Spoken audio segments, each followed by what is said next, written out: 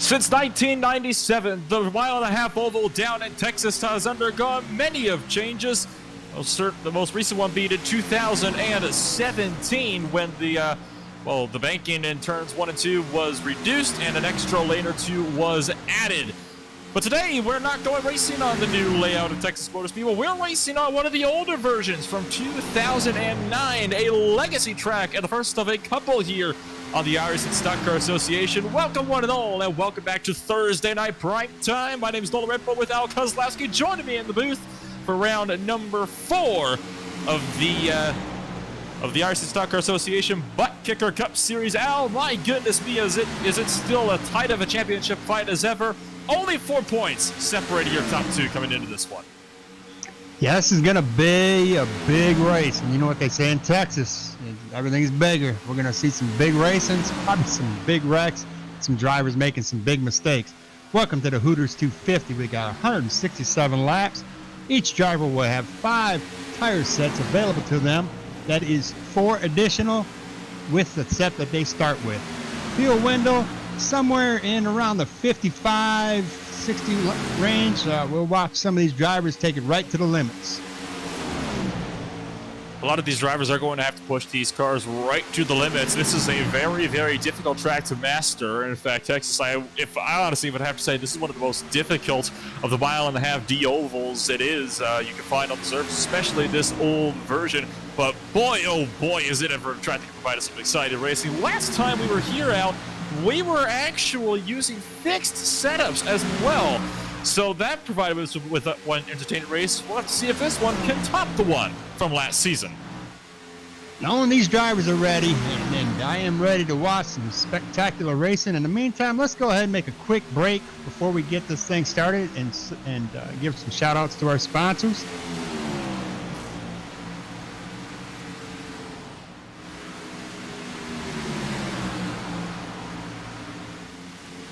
ButtKicker. Feel what you've been missing.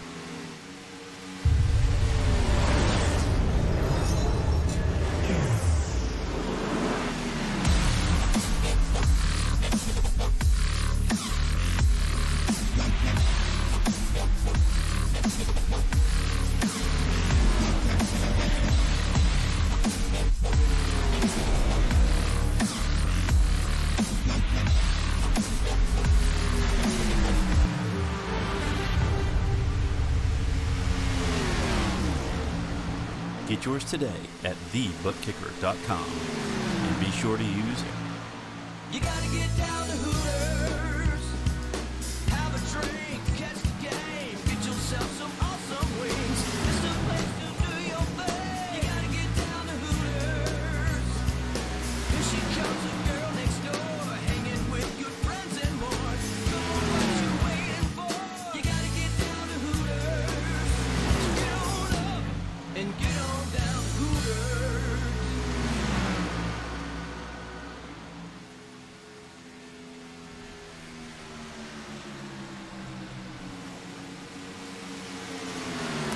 And welcome back to Texas Motor Speedway for the Hooters 250 here at Texas Motor Speedway. Let's take a little bit of a run through the point standings of some of the top drivers coming into today's race. Jonathan Delaney continues to hold on to the points lead at 121 points coming here into this next race. Clayton Hoffman is just 4 points behind him with 117. James Mullins and Christopher Hill are both tied for third with 116 points apiece. Boyd Hogan rounds out the top 5 with 110 points. So it's still, like what you were saying, Al, a very, very tight points battle.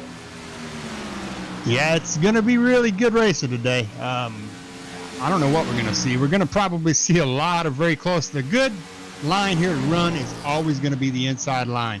As close to that white line in these turns you can get, the better your car is going to handle. If you get out there on the outside, you can preserve your tires, but you also stand a chance of losing it and getting into that wall. Just like any track we get to, this is not any different. If you get out into that wall, you stand a chance to come down into traffic and cause the big one. And this is Texas. Let's say everything's bigger in Texas. So let's see how these wrecks unfold tonight. I don't think we're going to see a lot of them, but just in case, we'll be watching, getting excited. Let's give a big shout out. I'm pretty certain that we're going to have Boyd Hogan's grandma and grandpa watching tonight, and everybody else that's watching tonight. If you'd like to get a shout out next week, make sure you say something here. If you're watching it on Facebook, Twitter, whatever you're watching this on, give us a little message and we'll be glad to give you a shout out next week. Qualifying is underway here for the 167 lap race tonight. Wayne Grossi, the first car to take things to the track in his number 7 machine. Now, Wayne Grossi was kind of in the midfield in the practice standings. He was about 3/10 off of Joshua Schofner, who had the fastest time in practice. We'll have to see if Grossi can improve on that and start further up here in qualifying. Well, Nolan, you'll see some of those times I got out there and played a little bit and laid a 27.778 in that. Boyd Hogan and some of the others. Anybody that's in a 27.7, that is a qualifying lap in draft. You'll probably see some, low 29s and 28s, but I highly doubt we'll see many low 27s in this qualifying without the draft.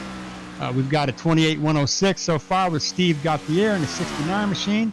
Running second to him is a 7 of Wayne Grossi. So we may dump into the 27s here, but they're going to be 27.9s, 27.8s. Nobody should hit 27.7s. We'll see.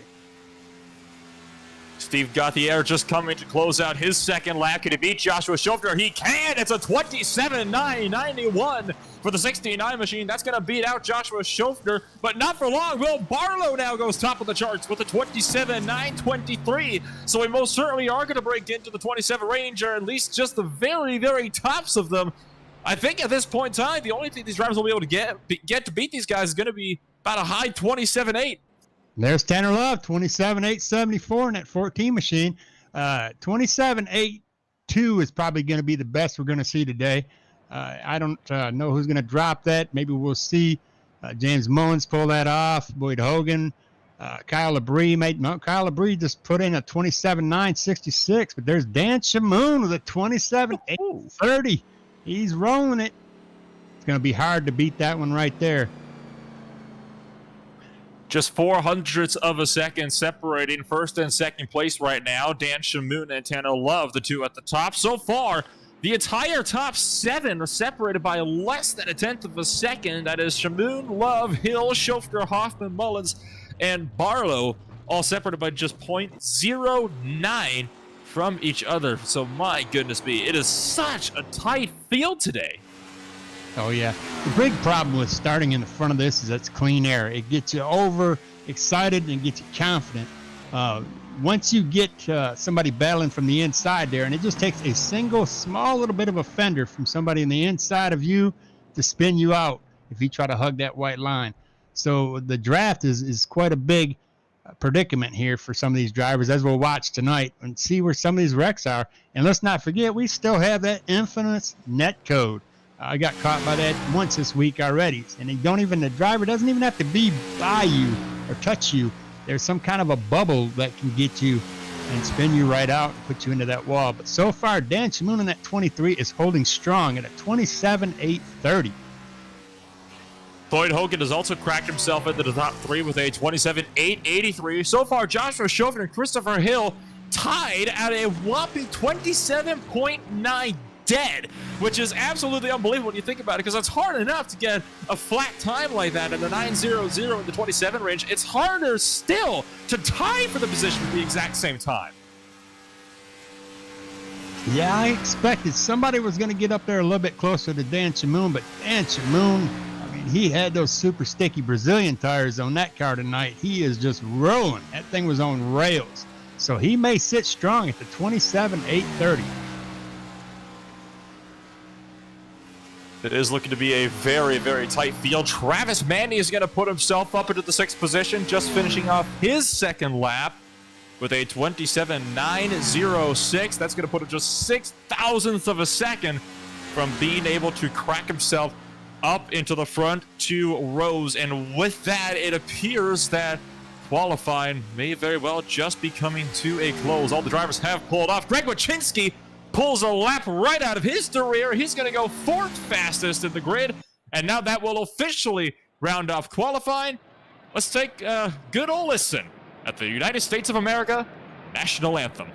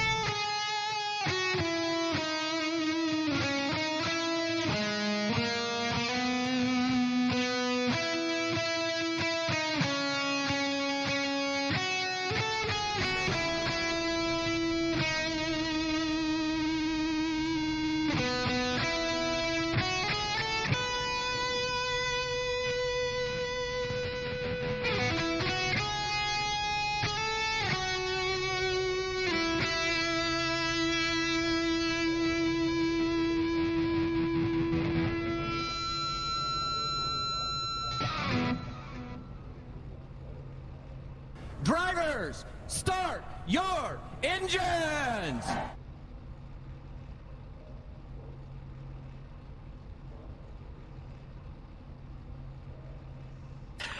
Welcome back to Texas Motor Speedway. The field is just finishing gridding up for the Hooters 250 for the next round here in the iRacing Stock Car Association ButtKicker Cup Series.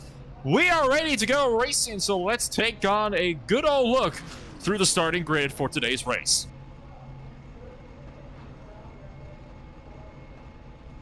It's Dan Shamoon starting on the pole position. Tanner Love starts beside him on that first row. Boyd hogging all the wins. Hogan sitting in third, trying to hog himself another one here today. Greg Wachinski in the fourth position. Joshua Schofner in fifth. Christopher Hill is sixth. Manning in seventh. Clayton Hoffman in eighth. James Mullins ninth. Will Barlow in 10th.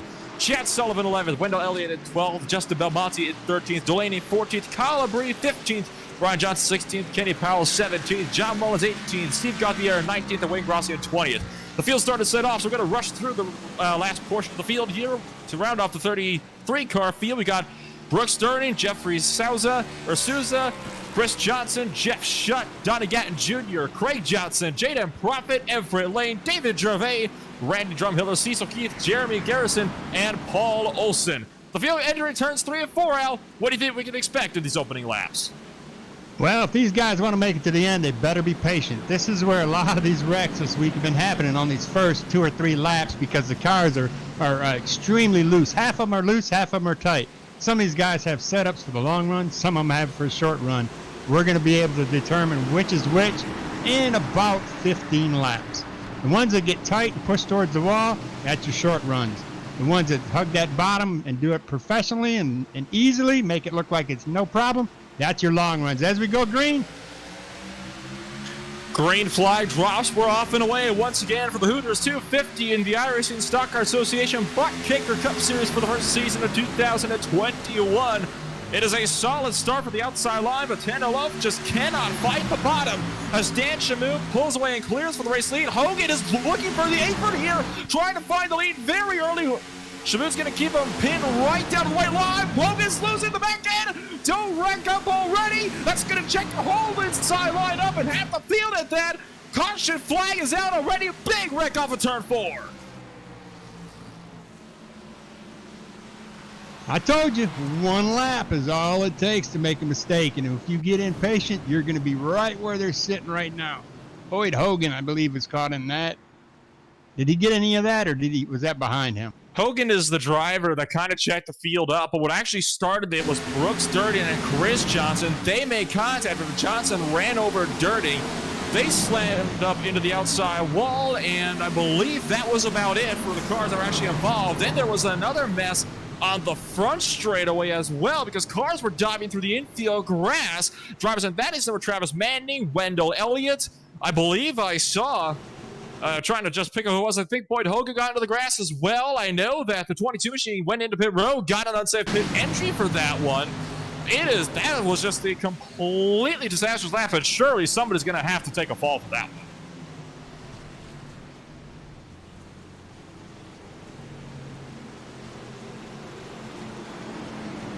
Well, I'm going to have to ride with this screen. For some reason, my standings and everything aren't working tonight, Nolan. So it looks like we've got Everett Lane has already called it. Looks like he had an unacceptable level. He fell off, so his internet must be bad today. He's running on that McDonald's Wi-Fi, and it's not working too well for him. Travis Manning had his black flags cleared by race control, and honestly, I have to say that is the right call from race control to clear that black flag because it was given to him unfairly.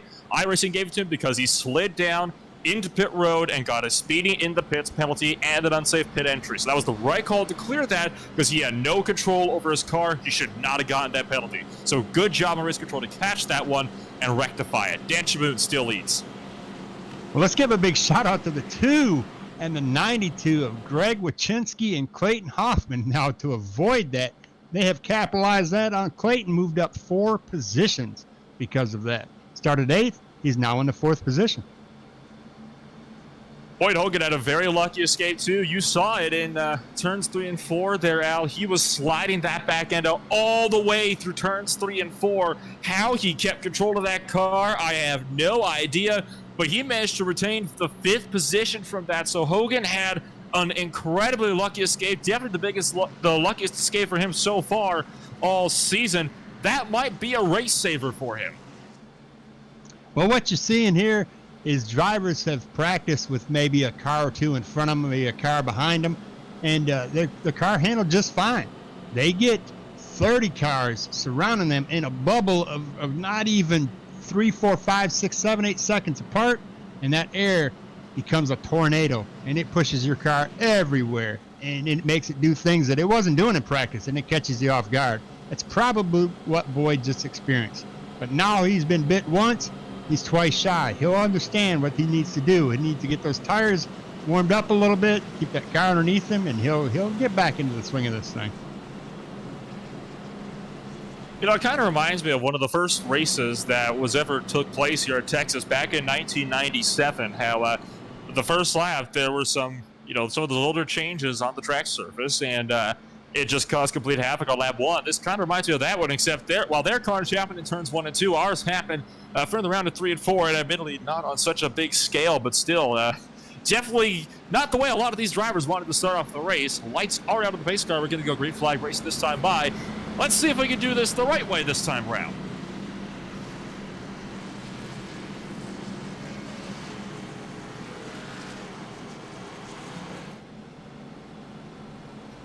So the field getting stacked up, doubled up, and ready to go back racing. A couple drivers actually almost colliding further in the kind of the mid portion of the field, just outside the top 10. A couple guys trying to bunch it up a little bit more, but don't really need to do that until you're coming around through 3 and 4. Right about now, though, is the time when you would want to start kind of tightening it up a little bit more, because you got guys still that are, just about halfway down the back straightaway, while the other guys, they're already in 3 and 4. Yeah, these restarts, what really gets you is if you're starting on the outside, you've already got a huge disadvantage because the guys that are on that inside, they can hug that white line and get substantially more speed than you can on the outside, and you will use up your tires a little bit more than the inside line will if you're on the outside. So the guys starting on the outside, they're going to want to get down low as fast as they can. As you see that, we'll watch 12 here. He's going to dodge down, or that's Greg. He's going to try to get behind Clayton and avoid the 96. See, they're all bottom lines here, so that's going to help them a lot. If they stay on the bottom line, most of these drivers, you'll see them hugging that bottom. They won't let anybody to the inside of them if they can avoid it. Dan Shaboon had to go defensive once again for the race lead because Tanner Love got a good run around the outside line off of turn number 2, but luckily Shaboon managed to cover him off. But the battle for the race lead is certainly not over. Tanner Love is going to do everything he can to try to fight his way back to the front. Don't discount Boyd Hogan, who likely might be looking a little bit more patient now that we made it our first full green flag lap here in today's 167 lap race. He's running really close behind the runner-up in points so far, Clayton Hoffman. Well, Boyd also might be sitting there riding along, just trying to, buy some time to hope for another caution so he can go change his pants, because he had a Code Brown moment there that might have ruined his race for him. But as we watch, it looks like we got a battle for fourth going on here to the inside, and you'll see drivers on the outside. If they're smart, they'll let somebody that's on the inside of them go by. They won't battle for it because they'll use their tires up. They'll get them in another turn or two. So Clayton Hoffman lets Boyd Hogan go, and now Hogan is going to try to run down Greg Wyszynski in the third place car to retake the final step of the podium going into today, but still a very, very long way to go in this 250-mile race. 167 circuits around the 1.5-mile oval is the distance, and we're only around at the 9th circuit of those, so still a very, very long way to go. No doubt the action will only pick up from here. These drivers, the smart ones, you'll see them, you'll think, oh my God, what are they doing so far back in the pack? Those are the drivers you want to watch because they're patiently saving their tires, let everybody in front of them use their tires up so they can capitalize on that. This is no different than any other track except for maybe a super speedway. The drivers back there that are just kind of patiently waiting around, they're waiting for the drivers in front of them to use up their tires. And when they use up those tires, they're going to get a lot slower, and they're going to pass them easily. So why battle with them and use your equipment up? That's the old trick that a lot of these guys are going to use, and that's probably what we're seeing with some of these drivers sitting in the back of the field. If Boyd Hogan goes to the inside of Greg Wyszynski, Greg is going to allow him to get by, no problem whatsoever, because he's probably thinking to himself, I'll let you use up your tires battling up there with first, second, and third, because definitely they're going to use up their tires. Wyszynski had a look to the inside, might have been trying to kind of break the draft a little bit to make sure that he wouldn't end up, giving Hogan the good old bump on the entry to turn number 3. I mean, that would just certainly be kind of the cherry on the cake for Boyd Hogan, who has not had the best of season so far. He's sitting 5th place in the points right now with just 2 top 5s and no wins to his name so far all season. So it definitely seems like Boyd Hogan is not going to have nearly as dominant of a season as we saw last year, where he clinched the title with an entire race still left to go. Yeah, don't count your chickens before they're hatched there, bud. We're going to see some races that come up. Some of these races suit the driver very well, and other races, they suit the driver very well, and that's what we watched last year. We watched Boyd Hogan had a lot of tracks that fit his racing style, and he dominated. This year, the competition's a whole lot thicker. These guys have had a whole season to freshen up on honing their skills, and they've done it. These guys came back with a fist of fury as we watch a battle for first place going on. And Tanner Love trying to have a go here at Dan Shamoon for the race lead. Shamoon was your pole sitter for today, and Tanner Love's going to pick that one up. So the first lead change we've had all race long is just taking place. Shamoon trying to get a little bit of a rundown around the outside, but it will not work. The outside line just does not pull at all on the older track surface here from 2009, remember. So Tanner Love is going to be able to take that lead easily. And it looks like Dan Shamoon might be trying to look for the inside, but I think he's going to have to kind of wait a little bit and set him back up. Well, sitting at second place is probably the best place you could be. Anywhere further back is definitely the better place, because you can make that guy up there in the lead, even though he's got clean air. He's straight racing out of his rear view mirror. So he's watching you, and he's got a lot of pressure on him, and he can make a mistake easily. These are a bunch of seasoned drivers right here. I don't know how many mistakes are going to be made, but we're seeing Clayton in 4th or 5th there. He's right on the bumper, that 2 machine of Greg Wyszynski. He wants that position from him as he gets fairly close to that wall. James Mullins and Christopher Hill, which are battling just behind these two as well, are also looking racy. So you got 4th on back to 7th, all sitting under a blanket, and then from there it is a 3-car breakaway up to the guy who's running up front now. James Mullins, we saw just last week, he is not afraid to make some really gutsy moves as he goes to the inside of Clayton Hoffman. That will put himself up into the top 5. Now Mullins just has to try to run down Greg Wyszynski in that number 2 car. Hoffman's going to lose out 2 spots. He's going to lose out another one to Christopher Hill. Now Mullins is going to have a go at Wyszynski. Going to go down the inside into turn number 3. Wyszynski will fall back more as Christopher Hill also stuffs his nose in to promote himself into the top 5, almost making contact in the tri-oval. They are making contact in the tri-oval. Hill's loose. And Clayton has to check up. Boy, Greg checked up just so he wouldn't wreck him. That's good sportsmanship. He could have stayed in the gas and put that 11 car on the record. Now Hoffman goes back down the inside of Greg Wyszynski into turn number 4. And Joshua Schofner looks like he's going to have to maybe find a way around that number 2 machine as well, who just seems to have lost a little bit of speed, maybe got that car unsettled, and now he's trying to just keep it together underneath them. Joshua Schofner all over the back end of that number 2 car, trying to find some way through. Yeah, as a courtesy, once you let one driver get underneath you, if there's drivers behind them, you're going to let 4 or 5, or how many ever drivers, you're going to let them pass. Because they're going to take it. If you try to get down there, you're going to end up on a record, and you're going to probably ruin your race and somebody else's race. So it's really good sportsmanship to allow a faster car to get past you, but sometimes it'll cost you a lot of laps. Look at all these drivers practically bump drive each other down the straightaways. You got Schofner, Delaney, then you got Barlow and Sullivan. Those are the two I'm keeping an eye on right now is Chad Sullivan and Will Barlow, who nearly turned each other multiple times at the tri-oval on the last time by. He's still trying to find a way through, so all of these drivers are definitely running line to stern. All of them at this point are getting held up by each other. Up front, Delaney is going to go around Schofner to pick up another position. Looks like Barlow might try to follow suit. Meanwhile, further the back, Chad Sullivan decides to drop further down in this order.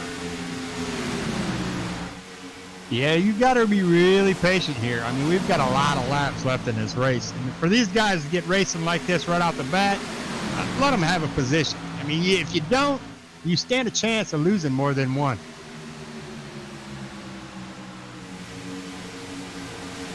Brian Johnson picks up another spot on Chad Sullivan last time by, so the 21 machine continuing to drop back.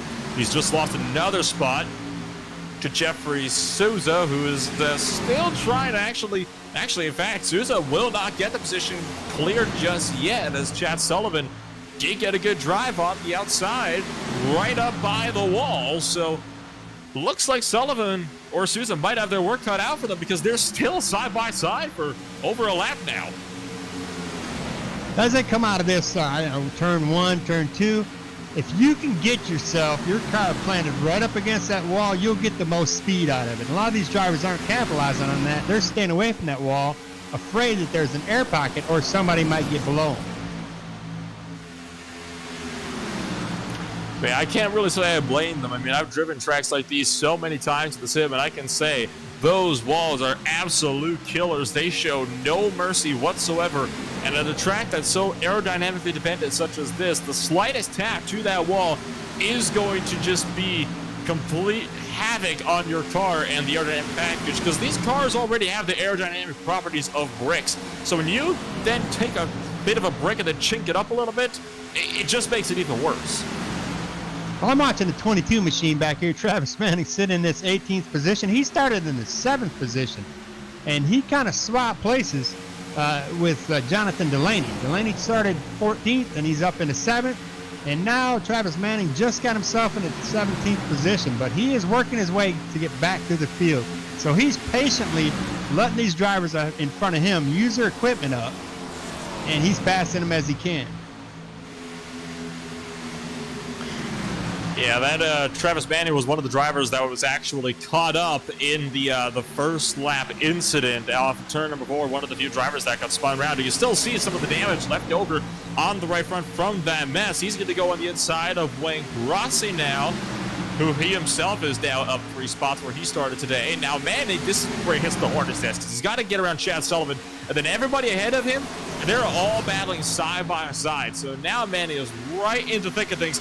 He's just hoping that he doesn't get taken out for the second time in a row. Yeah, that's a real bad whirlwind of problems right there. Those drivers racing side by side, bouncing off each other.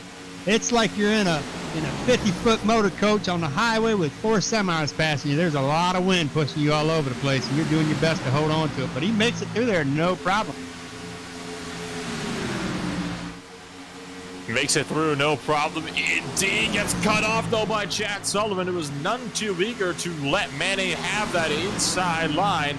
Will Barlow and Jeffrey Souza do side by side just up in front. They're now slowing this entire grouping down.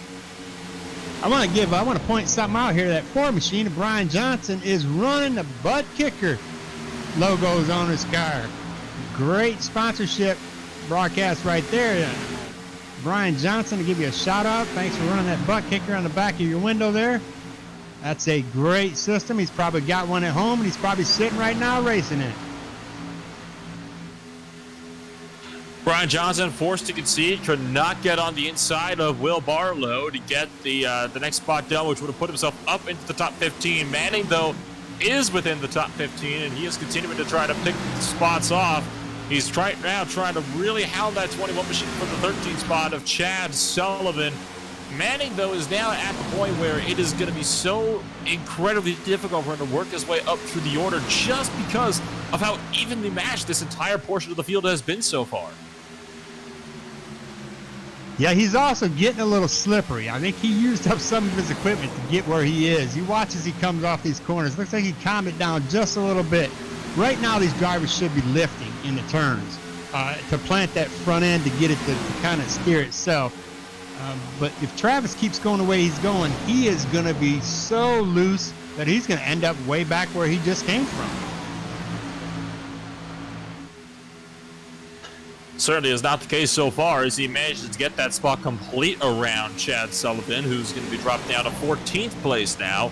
Man, he's got a little bit of a distance to work up to Jeffrey Souza, so looks like there will be a little bit of a lull here as that Chevy continues to try to reel in the number 29 Ford Mustang just up the road in front of him. Well, while we're sitting here talking about the back of the field, look who just took the lead. I don't know how many laps ago, but he's up there, Boyd Hogan, back up to the lead in this thing, and he's only got 0.4 of a second between him and second place. Only 0.4 of a second separating them, and Boyd Hogan is certainly flying right now. He was about 1/4 of a second faster than Tanner Love on the last lap alone, so looking kind of comparing the lap times right now, it definitely seems that Boyd Hogan is consistently faster, logging in 29.5s, 29.6s, whereas Love is struggling to just get low 29.6s at this point. He's gotten 3 laps now between 29.8 and 29.9 in a row now. Well, Boyd's got himself a very interesting situation right here. I guarantee you he's managing his tires. He knows that Tanner Love used his equipment up trying to stay up there. So there's pretty much no way Tanner Love is going to catch him unless Boyd makes a mistake. So you'll watch, if we go in car with Boyd right quick, you can probably hear that he's lifting in the turns and his tires aren't really screeching that much because he's taking and managing his tires real well. I expect Boyd to take this, if it goes green, he's going to ride this out to right around probably a lap 60 before he stops to get any fuel. Let's take a ride along with Boyd Hogan, our leader.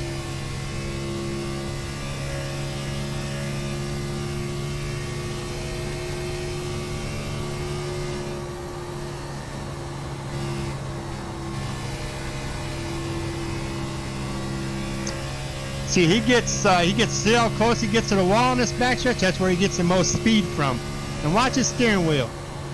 Lifts, and he barely has any wheel input. So he lets that car kind of park itself around that turn. He doesn't really have to use the steering wheel. So he's not using up his tires. As he comes here, he'll start to lift about now. Oh, he lifted a little late, but he's still very little steering wheel input. Caution flag is out. We'll see everybody coming to get tires now. And this one is for Kyle Labrie, who's sideways in the infield grass, and seems like it has been a major incident for him off of turn number 4. But got tagged by the 4 car after he was sideways, sent him skating into the infield. I don't know if he hit the wall or not. We'll take a look at the replay here.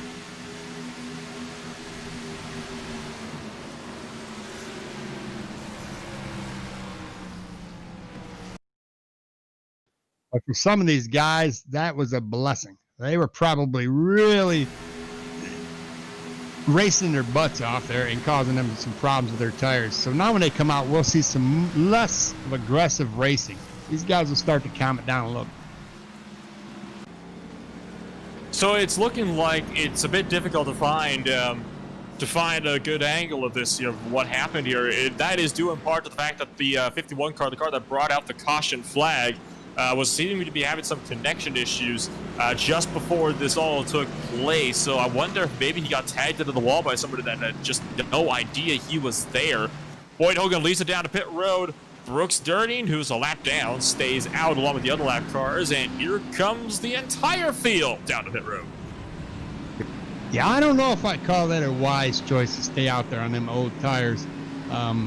If you have some old tires and you're starting this race, that's a recipe for disaster.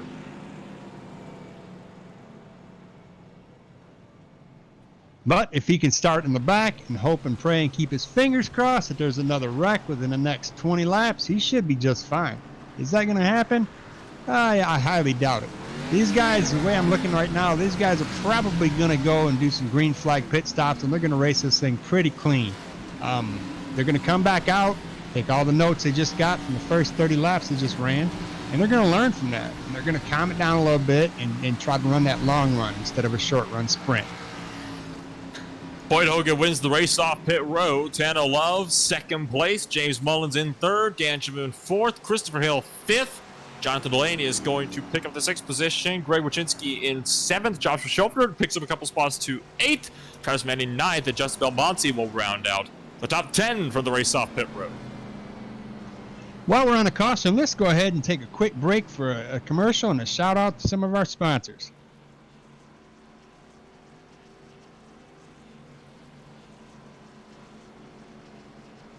ButtKicker. Feel what you've been missing.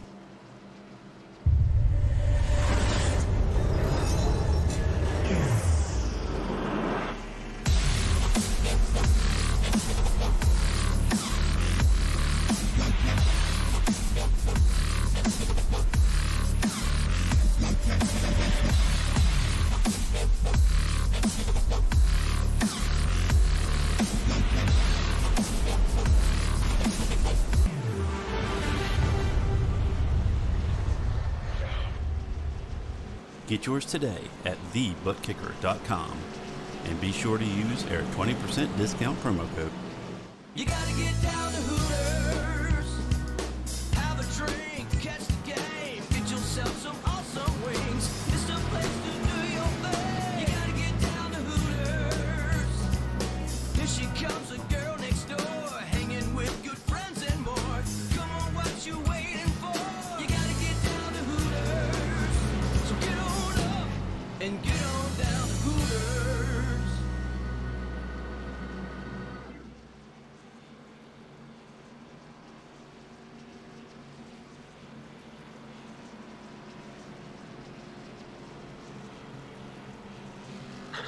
Welcome back. We're one lap to green at the end of caution number 2 of the Hooters 250 here at Texas Motor Speedway for, what is this, round 4 or 5 now in the iRacing Stock Car Association ButtKicker Cup Series in the first race of 2021. Just doing my counting, it is 4. So I was correct the entire time, and my brain must be trying to make me look bad because it was telling me it was 5. Let's see if I'm correct. If these guys kind of calm down a little bit and they learn from their mistakes on the first 39 laps. And let's see if they just keep it calm and just pass them when somebody else makes a mistake. I'm thinking that's what's going to happen, as Boyd Hogan has chosen the outside line.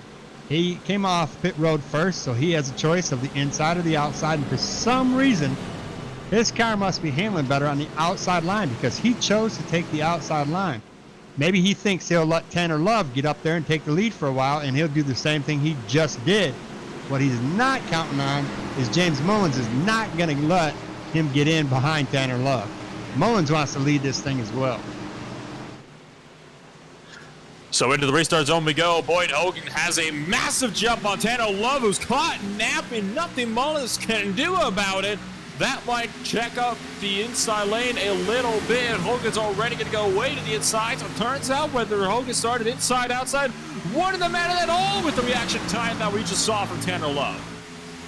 Yeah, but Tanner Love has got Mullins pushing him, and Mullins says, no, I'm not going to push you no more. I'm going to get up there and take this. Tanner Love lets him by, and he gets extremely close to it. Oh, my, I thought that was a bad day. But it looks like Mullins has got a short-run car working on him here. He is all over the rear end as he gets Boyd Hogan loose, and he wants to race and lead this thing. These two are longtime rivals. I mean, how many times there just last season have we seen these two go back and forth, both in the points and in the race? It is just an absolute chaos right now up there for the race lead. Couple cars having a block all the way down to the apron, down the back straightaway, further just outside the top 10. It is just complete pandemonium right now. Texas proving why it's a fantastic racetrack in our service. Hogan goes to the grass to try to get around Mullins. Yeah, he better calm it down because Mullins is probably counting on the same thing that Boyd was counting on with Tanner Love. That Boyd uses up his tires and then he'll slowly pull away. He better focus on Tanner Love in that 14 machine because he was caught napping and he woke up. Looks like the field of calmed it down for now. The first side-by-side battle is between Dan Shamoon and Jonathan Delaney. So the pole sitter and the current points leader going at it for spots just outside the top 5. Delaney's going to allow Shamoon to take the spots we can find on the line. Caution flag is out again at Texas. A big one in turn number 2. And this one has started with Donnie Gatton Jr., who tagged the outside wall all by himself and collected the field behind him. Yeah, that's a new driver to the league this week. We don't know much about Donnie Gatton Jr., and I hope he's okay. And I know that wasn't an intentional thing. Yeah, it was just completely accidental. I mean, he just pushed a bit too wide on the exit of the front straightaway and tagged the wall all by himself, as the replay will show you here in just a moment's time. I mean, oh, that is not at all what we wanted to see here today, and this will put us under caution number 3.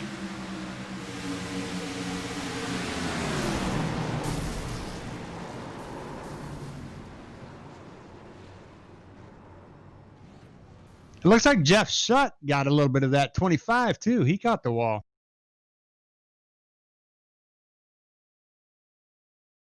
Looks like there was one car that really had. I think that was a 25 that caused it. He caught the wall, and my screen, for some reason, I can't watch these replays for some reason tonight. It looks like the 25 caught the wall, and he may have came down into traffic. Do you see anything different? It was the number, you're close. It was the number 9 car that tagged the outside wall and came down into traffic. The 25 car was the driver he actually got into. So it was those 2 drivers that really kind of started the whole mess off. If we can get a ride on board, if possible, Ford machine of Randy Drumula, just kind of ride aboard on this roof or in car, he made an absolutely fantastic wreck avoidance, and someone managed to part the seas.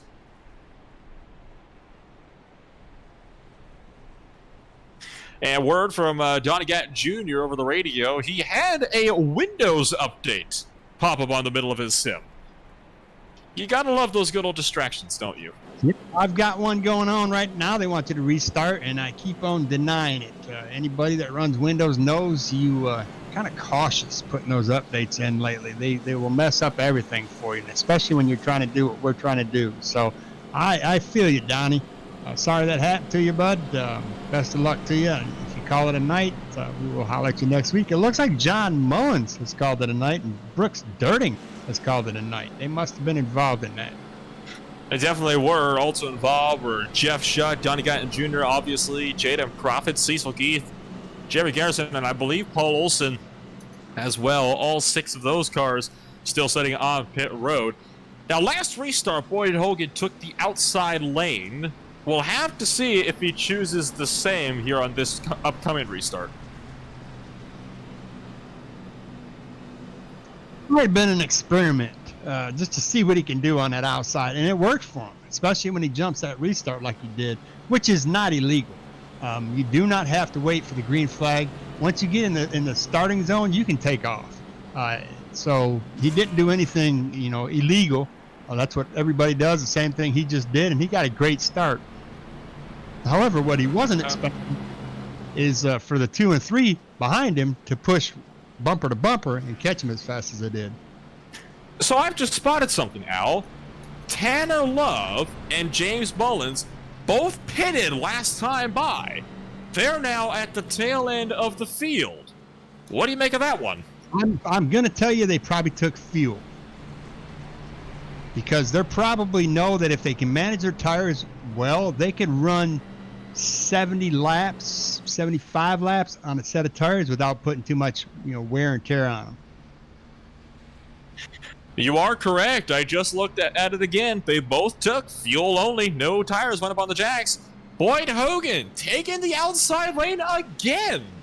But this is certainly an interesting race so far. We're on 3 cautions already on just that number 48. And, well, now we've seen the leader take the outside lane twice when it's been, glaringly obvious all race so far that the outside lane does not work here. So I'm honestly dumbstruck at this point.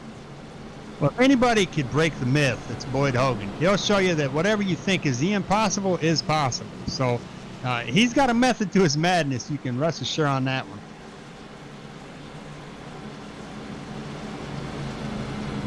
Well, here is to hoping then that everything goes well for these drivers here as we get set to go racing once more. This no doubt is bound to be an incredibly entertaining restart. The only question is, how is this going to play out for everyone else?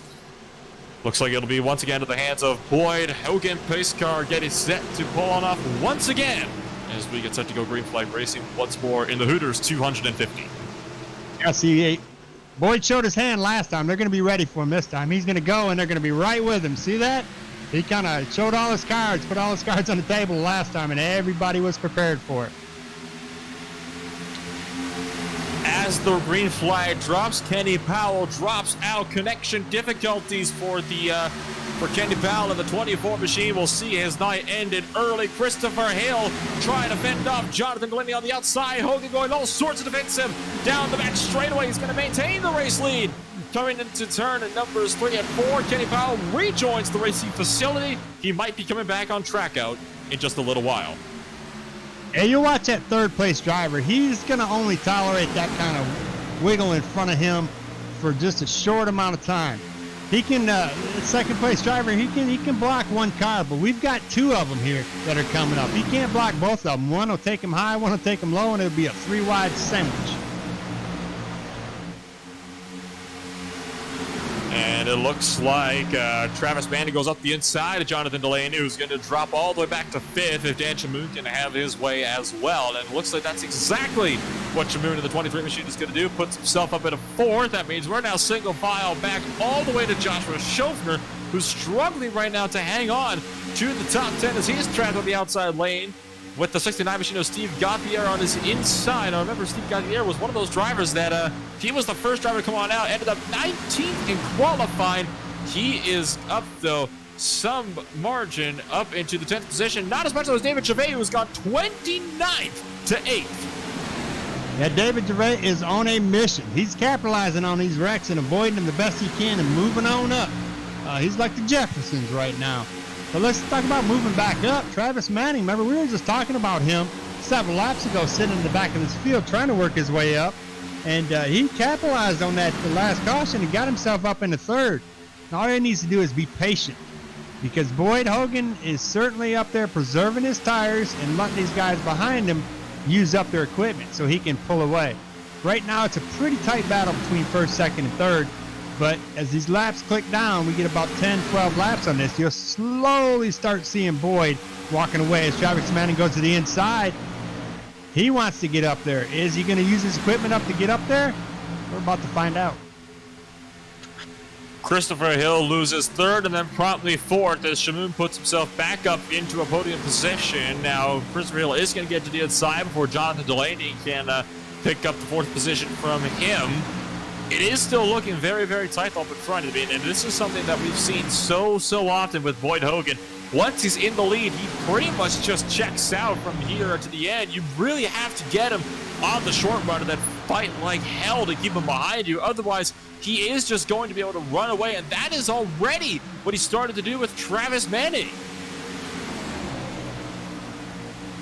For some of these guys, Tanner Love sitting back here in 14th. He started 2nd. We've got Joshua Schaffner started 5th, and he's back here in 10th. Some of these guys that were out there in front of this top 10 are dropping back, as we only have 19 drivers right now that are on the lead lap. And that's the 83 of Craig Johnson. Craig Johnson leads the last of this pack in 19th position. Christopher Hill and Kenny Powell are right now side by side. Remember, Powell lost his connection coming to the green flag on the last restart, so he's just kind of doing damage control right now and just running last. One lap car pulls off on the inside. That's Jaden Crawford letting the field through. Christopher Hill right now is in a battle with Delaney for the one of the spots within the top 5. Just behind him, Steve Gauthier is picking up a spot on David Gervais. Yeah, I think David's on the outside, and that's, like we've said many times, that's not where you really want to be. So I think David's going to give it to him, and he'll get it back here shortly. He'll just let him use up his tires. You really do have to wait. I mean, a lot of the mile and a halves, you really have to set the car up. Oh, Travis Manning's blown the motor. Travis Manning has just gone up in smoke, and he's going to pull it down a pit road. What in the world has just happened here? And that's what you call too much tape. Or he might have had damage on the front of that car. He might have caught somebody on the bumper and pushed in his grill, and it just overheated on him, and he blew it up. So now he's pretty much calling it a night, because that's a 30-minute fix on iRacing. And just for reference, that means that if we have exactly the way the race has gone so far, he is going to be down another 40 laps at minimum before he manages to get back out here. Absolutely no way he is going to be able to be contending for a win tonight. That is just heartbreaking for Travis Commander, who has definitely wanted to have a good run here to improve his position in the standings. He's run in all 3 races so far, but he's only 18th. So that podium finish would have definitely helped boost him up at least into pretty much into the top 10 of the standings. He is going to be finding himself dumped, though, well outside of the top 20, I would assume. Yeah, if you do the math, these guys are running 29-second laps. He's going to be roughly about 62 laps down if we go green all the way. Is that a battle for the lead we see? No, it is not. It is just Kenny Powell regaining one of his lost laps, actually. Okay, I was just watching. I was riding behind David Gervais and watching his race there a little bit, and I seen the traffic up there, and it looked like it was a battle for the lead. But no, Boyd Hogan, there's no battle for the lead for him. He's checked out 1.7 seconds in front of Christopher Hill, who's now running in second again. Well, like I said, I mean, this happens every race. As soon as Hogan gets out in front and clear, he will just run away with it. After a lot of the calamity in the first section of the race, it seems like now the field has started to calm it down a little bit as they're pretty much all just single file right now. Nobody's really trying to push it too hard right now. I think everybody's learned their lesson from the early race calamities. Yeah, everybody's kind of calmed it down, you know, not making any crazy moves here, running single file, trying to just get through, put some laps down, because we still have a very long race left. And you got to finish it in order to stand a chance to win it, you know.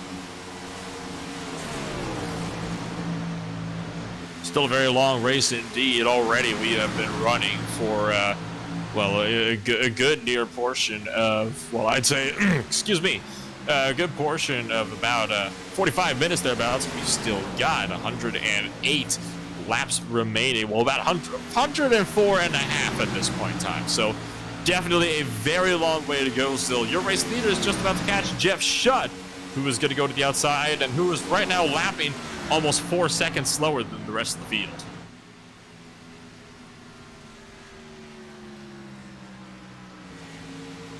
We're talking only 6 seconds between first and 16th right now. That's about a quarter of the track. So it's going to take a while before Boyd gets to him. If these guys just patiently wait and let Boyd use up his equipment, we're watching. I'm riding behind Clayton Hoffman, who's trying to think about taking 13th away, and he might go to the inside of Will Barlow. He decides not to, as Will blocks him.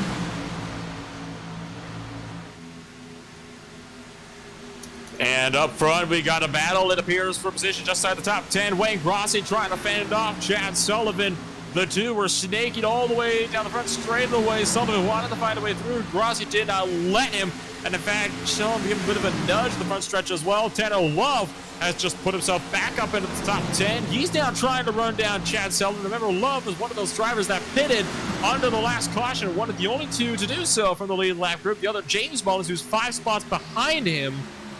Meanwhile, Randy Drummond comes down to pit road. He's 10 laps down, so he might be just be calling it a night at this point. Yeah, well, if these drivers are smart, what they're doing right now is just patiently waiting. And Tanner Love looks like he's going to go the inside of the 21 machine.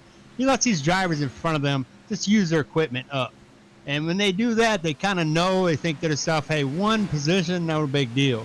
But if you get on the outside and there's a train that runs on the inside, whew, I mean, you ever stood beside a train that runs like 200 miles an hour? That's exactly what it's like sitting on the outside watching these guys go by on the inside, because they will run right past you.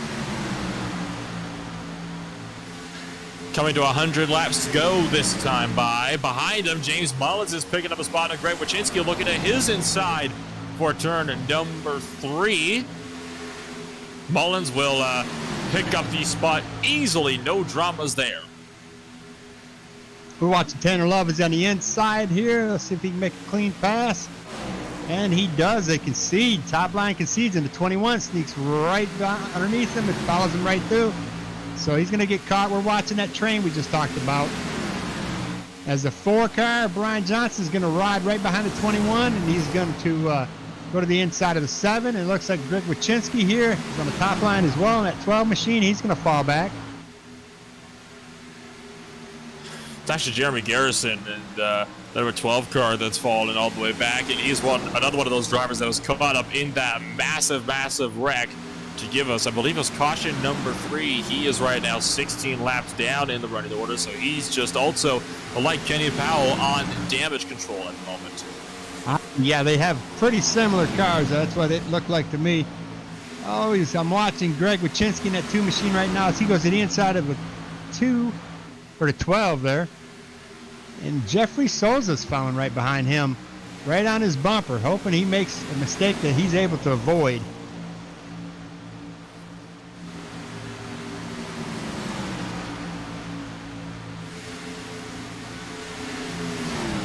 And the race goes on. James Mullins picks up another spot on Wayne Grossi, diving up his inside into the 3. Wayne Grossi gives him the spot, does not even bother trying to fight this one. Jeffrey Souza is now on the inside, or trying to get to the inside, I should say, of Greg Wyszynski for the 14th position now. Looks like the 29 and the 2 might be about to go at it again with each other. Yeah, it looked like Jeffrey had to kind of lift a little bit there because Greg Wyszynski cut his nose right off, and if he didn't lift, he was going to spin him. He's going to try it one more time, and I think this time Greg is going to let him have it. Jaden Profit is a driver that they're flying up on right now, and Profit is extremely slow. He is really struggling right now in that number 65 machine. He is several laps down. He's lapping a good 7 seconds slower than the rest of the field. Another car is blown up. Cecil Keith has gone up in smoke in the number 33 machine, and he blew up actually just as he was letting Kenny Powell through. We're watching. I'm behind James Mullins in the 6 machine as he patiently gets himself back up in the top 10 as he goes to the inside of the 21 machine of Chad Sullivan. Chad got a little loose. I thought that was going to be a big problem for James Mullins, but he made a successful pass as he goes and tries to pass the 4 machine of Brian Johnson that's just under 0.3 of a second in front of him. He's slowly working himself back up towards the front, but he has 7 seconds in order to catch Boyd Hogan, and that's a big feat.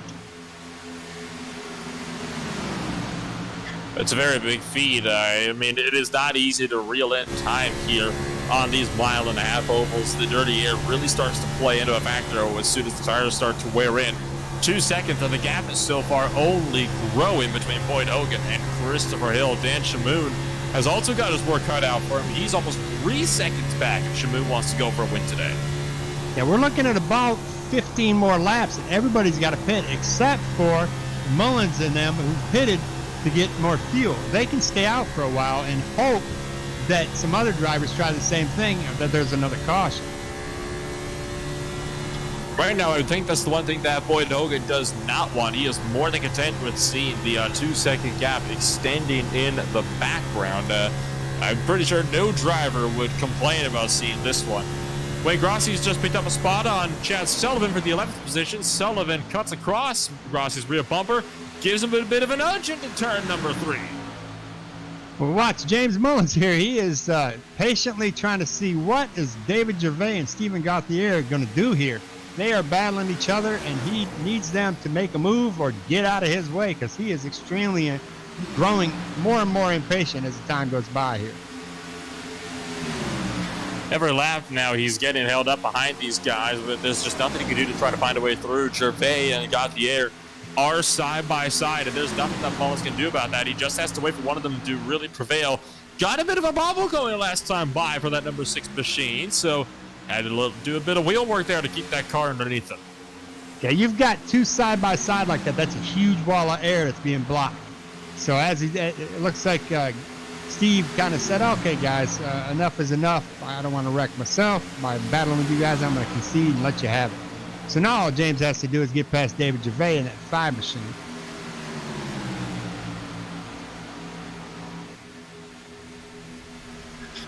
Gervais still trying to fend off Mullins, but absolutely nothing he can do. Gervais ends up being a sitting duck and lets Mullins through with no further drama. So the race continues onwards. We're now under 100 to go, about 90 laps remaining now. Close it in on halfway distance here pretty soon. Yeah, that little hiccup back there caused James Mullins to be almost 8 seconds behind Boyd Hogan, the leader now.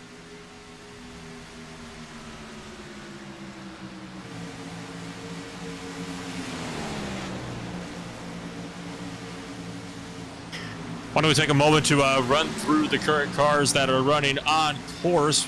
Boyd Hogan is currently your race leader, and he has been for some time at the moment. He's 42 laps in on his stint. Christopher Hill is sitting in second position. Dan Shamoon is in third. Jonathan Dulaney has moved up 10 positions into fourth. Justin Belmonte is in the fifth position. Tanner Love is in sixth. James Mullins in seventh. David Gervais, the hard charger, so far up 21 spots in eighth. Brian Johnson is in ninth. Steve Gauthier in 10th.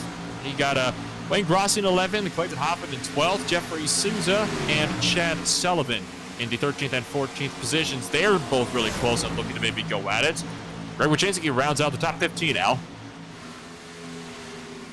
Yeah, Will Barlow is the 16th. Joshua Schaffner 17th. And Craig Johnson is the last car on the lead lap in 18th. And he's roughly 16 seconds, or count that 15 seconds in front of the leader. So right now, he's just trying to keep himself clean and hope and pray there's a caution before he goes a lap down. Right now, your lucky dog is going to be Chris Johnson in that 48 machine, which is 4 laps down. I'm actually very curious about this, Al, because we talk about drivers having a bit of unique pit strategies here, and what strikes me out is Tanner Love and James Mullins right now, running 7th and 8th. And their laps are about 10 laps fresher than Boyd Hogan's. But the question is, are they going to respond to when Boyd Hogan and the other guys on the lead lap come down? Because you got to remember as well, they're going to be losing time every lap that they're out there. So they're going to be losing about 10 laps or so that they're going to be out there losing time if they pit on the same strategy where they just run it out as long as they do. Do they come down under green when everybody else does, or do they try to extend it out? It's such a hard argument. They're going to, my guess is they're going to extend it out, because even though Boyd Hogan and them will pit, these drivers are not all going to pit at the same time. They're going to pit in groups of 2 or more so they can have draft partners. If they come out by themselves, they're going to be sitting ducks, and they could potentially be in the way to cause a wreck, which is exactly what Mullins and Tanner Love need. If the wreck comes out within the 10 laps difference between the leader and them, then they would capitalize on that, because then they can go ahead and pit and get some tires, and guess what then? They're on 10-lap fresher tires. 10-lap fresher tires is roughly about a half to 3/4 of a second more grip. And they can close in on them and make this change of the 7-second gap between Boyd Hogan and James Mullins right now to be the opposite. It'll be James Mullins to the lead, Tanner Love possibly up there as well, and Boyd Hogan back 3 or 4 or 5 seconds. So this is a smart move on them if it works. If what they're thinking is going to work, this could be beneficial to them. The only difference I'm seeing is, being that 10, they have to pit 2 more times. So when do they pit the last time? They're not going to be able to pit, take it to the very end, and have 10 laps and hope and pray that they can catch Boyd Hogan with 10-lap fresher tires. It's not going to work. There's not going to be enough time. Well, and as we pass the halfway point, I'd also like to point out something else as well here. We gotta remember as well that the other guys, it's a lot bigger of a performance gap to have just about everybody else on 10-lap fresh tires or so for the guys that are coming down first, compared to when Mullins and Love come down being only 10 laps fresher. It is still a pretty big gap. I mean, we're seeing drivers hitting 30.2s, and right now struggling pretty greatly to be able to continue to consistently hit the 29s. The only drivers that are able to keep hitting those 29s are realistically only the top 2. Everybody else has hit the 30-second range or more, so we could be seeing up to 2-second differences originally on the initial pit stops. The only thing I can think of is that James Mullins and Tanner Love are using this extra 10 laps they got to put them on their tires, and when they come in and get tires, they're going to see, are their tires well enough to the last pit stop they have to make would be a fuel-only pit stop, no tires. So that's one strategy you can also think of, because 10 laps, I mean, if their tires are still 60%, 70%, they're still manageable. So they can come in and just do a fuel-only pit stop, which is roughly going to be about 4 seconds. So that could be a huge benefit for them, depending on what's going to happen on this next pit stop. If they ride this out green and their tires look good, that might be the thing that they're looking at, is when the next time they pit, they're just going to pit for fuel only, and that'll be 10 laps to go.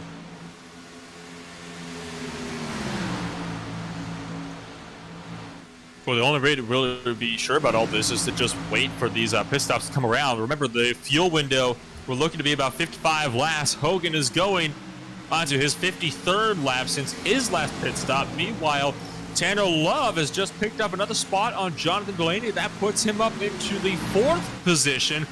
James Mullins is right behind, trying to prove himself into the top 5. So there's these two drivers on the 10-lap fresh rubber. They are still picking off these drivers one by one as they go along. Yeah, and let's not forget that it's extremely difficult to slow down from 180 miles an hour in a turn to enter pit road without losing it. So anything can happen. We can see Boyd Hogan, Christopher Hill, Dan Shamoon. We can see them losing control trying to get on pit road because they know they have to have a clean pit stop in order to not extend any additional time to Tanner Love and James Mullins.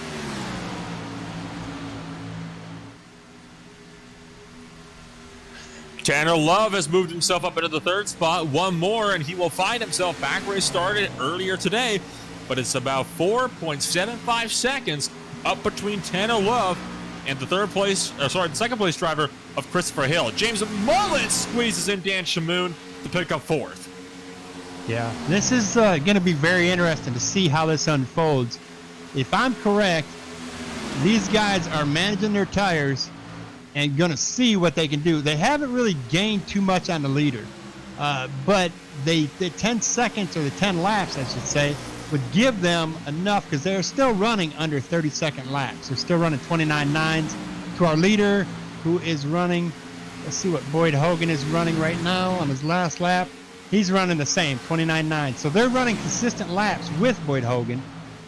So if they manage their tires, they can run that extra 10 laps and be good. Well, actually, the laps are going to start consistently dropping off of Boyd Hogan. He's clutching, coasting right now. He's hoping for a caution right now. I think Boyd Hogan is shutting it down in the corners. I think he's shutting it down for the corners. Let's go on a ride along with Boyd Hogan. And we'll just take a listen here as we come through turn number 1. That's where we're going to hear this next. But he's banking on a caution right now. He does not want to come in and pit under green. There you go. Yeah, he is clutching it pretty bad. He is trying to save all the fuel he can. He's got enough gap between him. It's 2 seconds. And when I say clutching it, you'll hear his RPMs on the screen will shut way down. You can see it on the dashboard too. Yeah, so he is literally just trying to save as much fuel as he can. Let's see if Christopher Hill is doing the same thing in second. Let's go in car with Christopher Hill in the 11 machine.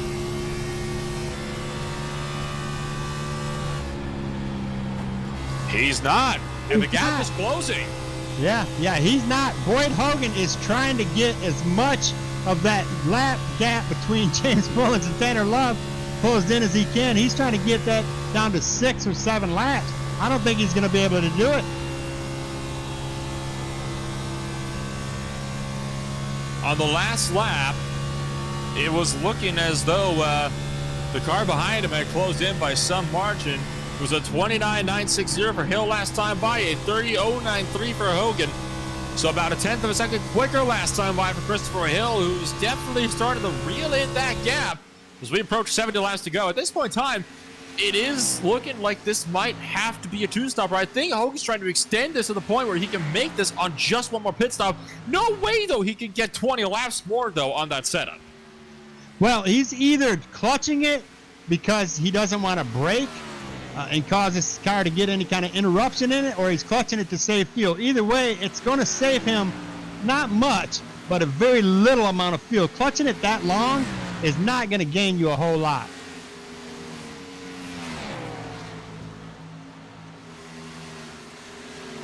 if anything, is just losing time back to the cars behind. I mean, this is it's a very interesting situation for Hogan. You can definitely tell right now by the fact that he has not come down. He is banking on a caution.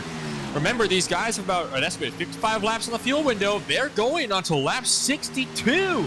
Next time by, almost 10 longer. Now, got to keep in mind as well, some of this was under caution. So we could probably tag on about an extra, at least 7 or so laps based on the fuel safety you can get done under caution. But he's nearing the end of that fuel window. We know that for a fact. Yeah, he's going to be pitting here in the next 2 or 3 laps. I guarantee you.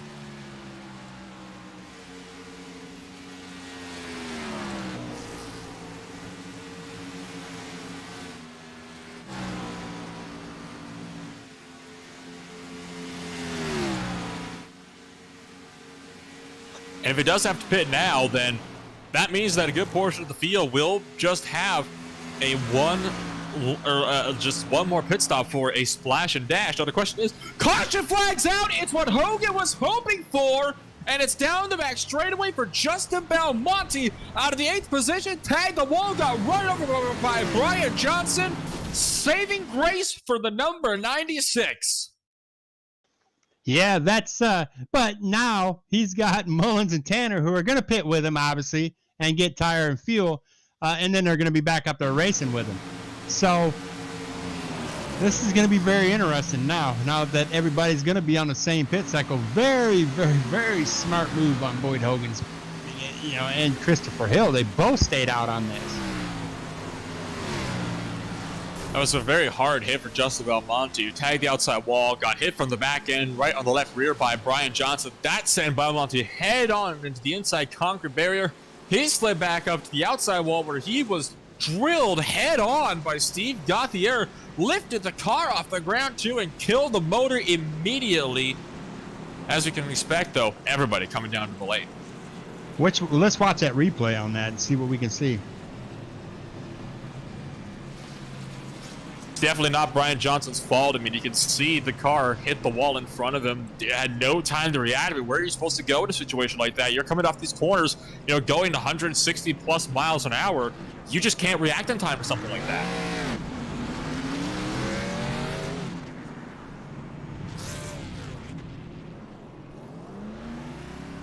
Now, this is going to be very interesting here, Al, because remember, it was about 60.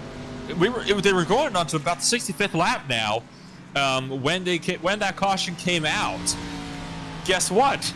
We've got 66 laps remaining.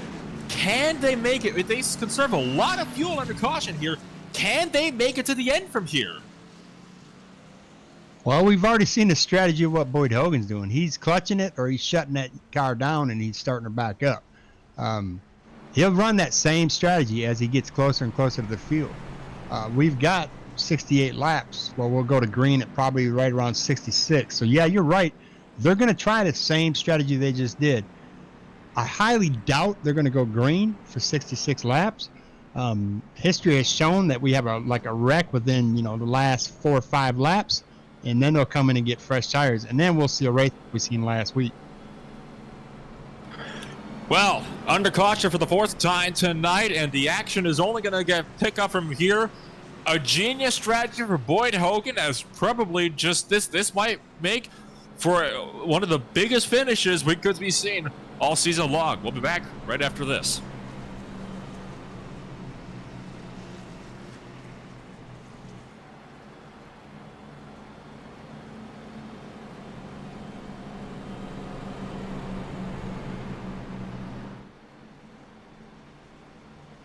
ButtKicker. Feel what you've been missing.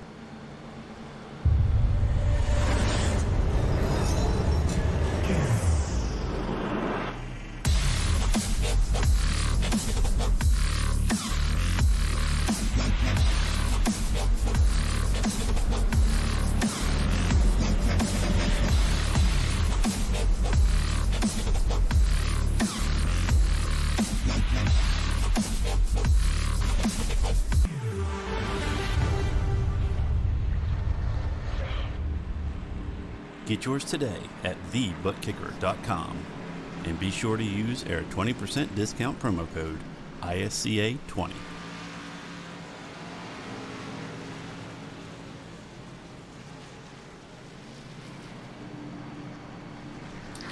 63 laps remaining when we go green flag racing for another stint of the Hooters 250, rounding lap 104 of 167. If you're just joining us, welcome to the iRacing Stock Car Association ButtKicker Cup Series. My name is Noel Rempel, and obviously joining with me, as always, is Al Kozlowski in the booth. It has been a very entertaining race so far. Only 16 cars remain on the lead lap from the initial 33 that we had start the race today.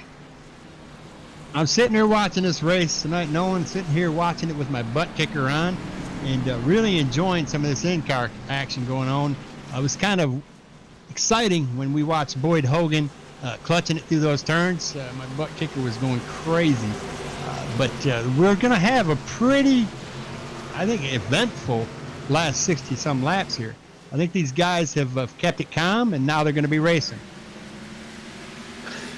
Jonathan Delaney leads them back to the green. Unlike Boyd Hogan, he took the inside lane. 3 wide already in the back as Hogan. He's the one caught napping now. A big gap between him and the front runners as Jeremy Garrison with a lot of damages on the bottom side, really holding up the entire field. They're all having to go by on the outside line. So for Garrison, not the way he wanted to have his restart start things off. Up front, battle is on for the podium positions as Dan Shamoon went from 2nd to 4th in 1 lap.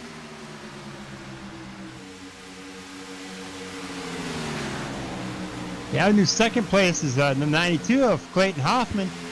As he's getting a little squirrely up there. He better calm it down because that 7 machine of Wayne Grossi is right behind him, looking for him to make a mistake. Jonathan Delaney, welcome to the leaderboard there in that 13 machine.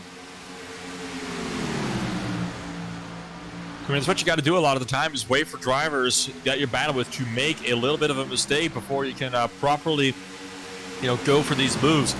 Christopher Hill is right now just completed a pass on the 24 machine of Kenny Powell, who's still several laps down. Now he's trying to have a go at the inside of Joshua Schoffer to continue to work himself up inside the top 10.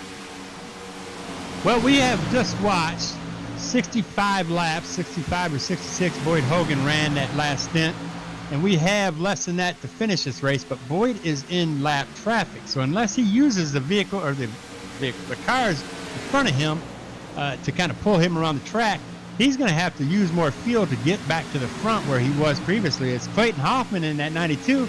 He's looking to get the lead. He's on the inside of that 13 machine, and I think he has it. He has the lead. And the 7's going to follow right behind him. Looks like Jonathan Delaney has gotten a little loose. And it looks like the 23 machine of Dan Shamoon is going to be right on the bumper of the 7 machine, not giving Jonathan Delaney any room to get to the inside. Yeah, no room whatsoever given to your current points leader by just 4 points coming into today. And right now, Clayton Hoffman, he is the driver that is 2nd place runner-up. So if things were to finish off as they were right now, I believe they would actually be tied for the points lead on the exit of this race. Obviously, that's not what Delaney wants. That is what, of course, Hoffman wants. Hoffman might have some competition, though. Wayne Grossi is really looking for that spot on the inside. Now, Grossi's up 18 for he started today. That's the most gained out of anybody so far on the track. So he is definitely going to see if he can maybe have a run for the race lead and make it 19.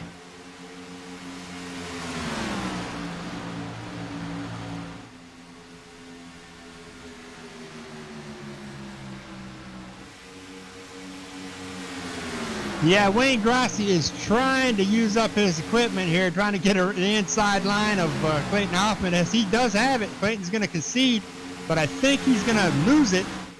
Wayne Grossi's using up his equipment way too much here to get that lead. It's really too early to be racing at this point to get the lead.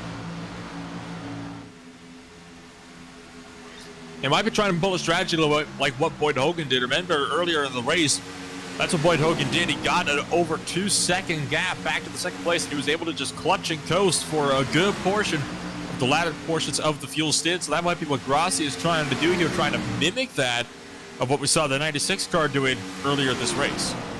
But if we go in-car camera with Wayne Grossi, let's see the huge difference between the RPMs and Boyd Hogan and Wayne Grossi in these turns.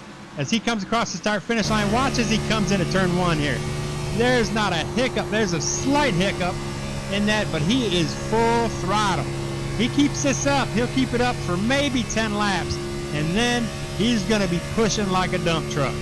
And that's going to be the opportunity for Clayton Hoffman to jump all over him, which is only 2/10 behind him right now. So Wayne Grossi is using his equipment up. I don't know if this is going to be a smart strategy for him. We'll find out. Already the field is kind of separated up into their own little packs again. Definitely unlike the first 50 or so laps where we saw really the whole field just condensed into one big jumbled mess. Definitely seems like a lot of those early race cautions really thinned the herd out big time, and now we're left with just those guys that kind of run in their little pockets week in a week. Yeah, I think we're going to see everybody being a little patient for about 35, 40 laps. And then after that, patience to the win. Because I think right now they're on fuel conservation mode, entire management.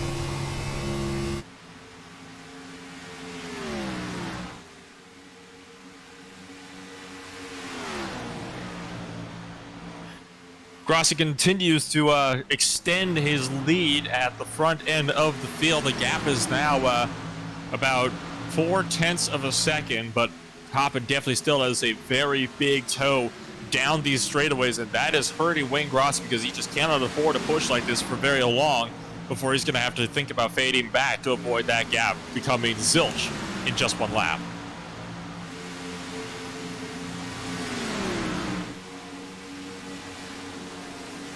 Okay, let's go back in car. Boyd is doing the clutch thing again. I think it's helping him plant that car in that corner. I don't think it's a fuel strategy move, although it did help him a little bit on the fuel. But if he's still clutching right now. See, as he clutches it, he gets the car planted, and he takes off again.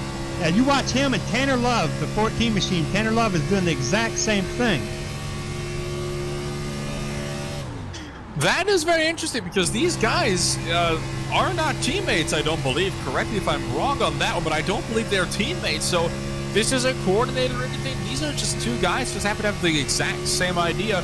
Hogan could also be trying to save fuel already for the long run so he can push really, really hard in the later stages to pick up those final spots. He's backing himself up, though, into Tanner Love, which he has to watch out for. Well, this is a smart move for them. If they can keep those tires cool, and when they're clutching like that, they actually get a little bit more momentum coming off these turns than the cars in front of them. So this is not only saving their tires because they're not fighting the corner and using up their tires, they're kind of planting that car, and then once they get it planted, they take off. So they're saving their tires quite a bit, and everybody in front of them is not making the same actions as they are behind them. So they're using up their tires. This might be a very smart move, because Boyd Hogan is only 3.5 seconds behind the leader, Wayne Grossi.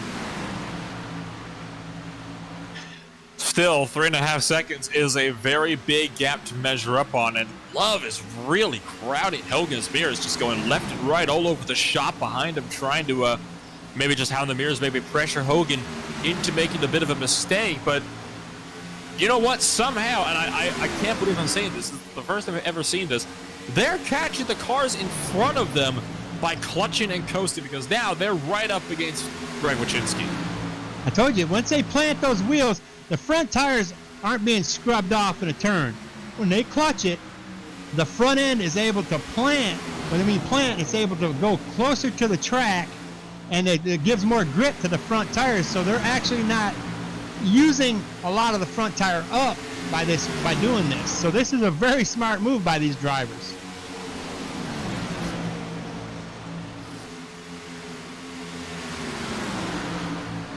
Now Tanner Love has stopped doing that. I'm still in car with him. Let's go back and see what the 11 car is doing. Christopher Hill, if he's doing any clutching. He is doing the clutch coasting just like the guys in front of him are. Wyszynski is up high, and he's letting all three drivers through now. Now, Al, do me a favor here. For guys like me that are not, really well versed in the mechanical world of these cars, why would Hogan decide to do that at this track in particular? Because there are a lot of mile and a halves, but this is the first time I've really seen anybody doing it to such an extent. What makes this track so special for that maneuver? This surface is extremely rough on tires. It could really eat up your especially your right rear. So you don't want to lose your front right tire and your right rear tire.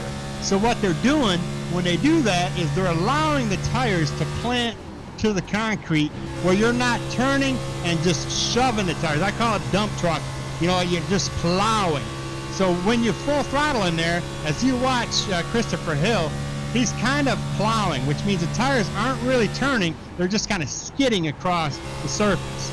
And when you skid across the surface like that, you stand a chance to get closer and closer to that wall as you come out. And eventually that wall is going to grab you. So when they clutch, that allows the front tires to plant into the ground, onto the track more, and then they can use the gas to kind of steer themselves through the corners instead of the tires. I mean, obviously the tires are getting them around the corner, but the tires are actually kind of straight. If you watch your steering wheel, they're kind of straight. They don't have much of an angle on them. Some of the guys that have full throttle, they're steering the crap out of it. You'll see that orange tape on their steering wheel. It's almost all the way to 90 degrees trying to make it around that corner. When they're doing that, they're just pushing. Those tires are skidding across the surface. And there you have it. Old track surface strikes again. I guess that's a good segue into kind of the next point as well. When it comes to rough track surfaces, remember the layout we're using for the guys at home. We're not using the newer version when the track was, repaved in 2017 and a lot of the turns were reprofiled. We're using the old layout from 2009 when the track surface was still incredibly old by about a decade or so, at least, if memory serves me right on that one. So that really does show just how much of an impact this the rough surface has on cars like these. Yeah, I'm trying to find two cars that I can kind of show you exactly what I'm talking about here.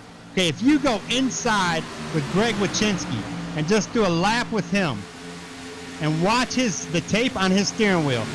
Right now it's roughly about 11 o'clock. Watch how close it gets down to 9 o'clock. Oh, he's just turning it. Okay, see, he's steering into that corner. Now let's go in-car camera with James Mullen.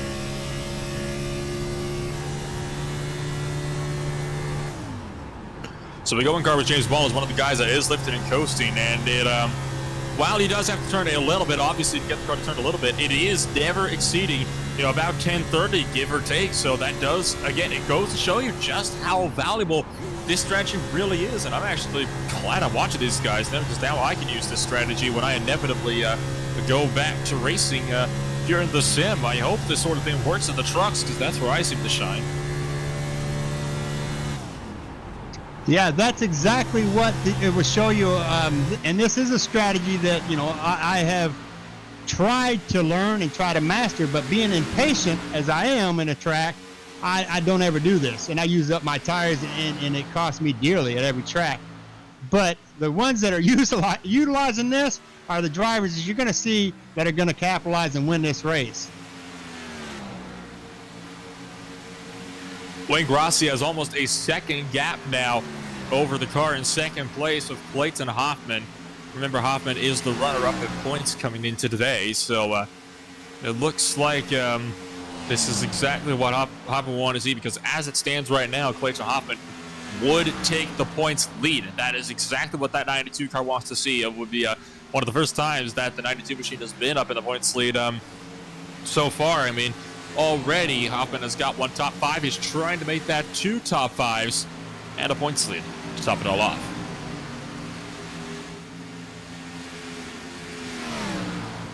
Let's go in the in-car with Dan Shamoon, and Boyd Hogan is riding right up on his tail here, less than 0.3 of a second. And he is also clutching, but he is not clutching that much. He just barely burps it. And you look at him, he struggles with that wheel. He's seesawing back and forth. That is using up those tires dramatically. And boy, that's why Boyd Hogan is able to capitalize on him. Watch as he goes in his turn. I mean, Boyd just easily just rides right past him. And you have to remember, Boyd probably clutched his way around him. He coasted his way. That's how well his tires are being managed right now. Just behind them, Christopher Hill makes a move up on Shamoon. Oh, look out. That 23 machine, all sorts of loose there through turns 3 and 4. Luckily manages to hang on to it.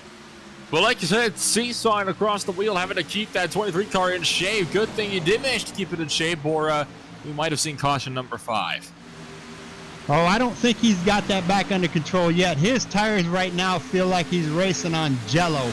I mean, he's got Jello tires right now, and he's trying to make another move here, and I don't think that's going to be good for him.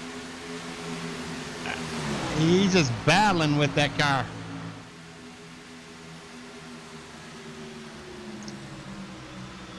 Let's see what the strategy is up here in the 92 machine and the 7 machine. Let's see if they're clutching it in the corners right now and trying to keep their tires kind of cool.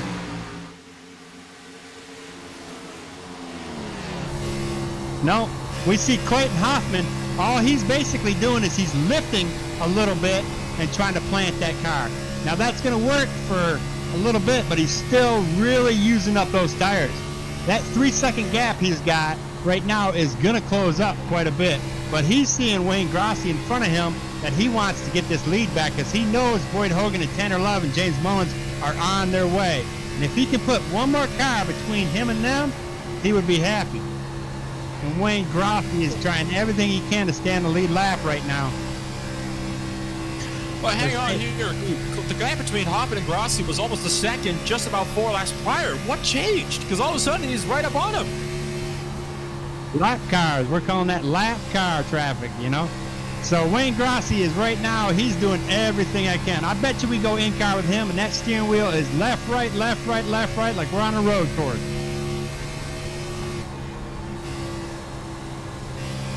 No, he's pretty shaking on that steering wheel though, so he is using up that tires right there. He's doing everything he can. He's trying to not clutch. He's trying to just lift on the gas a little bit and hope that's enough to plant this car. But it's not. As you see, he's having to turn that steering wheel a lot more than these other guys are behind him. He's actually managing it pretty well compared to what I thought he would be doing behind that wheel right now. Absolutely, he is. It's a fantastic run for Clayton Hoffman right now, who's doing everything he can to just stay up on the back end of Wayne Grossi. 30 laps remaining in the Hooters 250. Chalk that up to about 70 miles to go.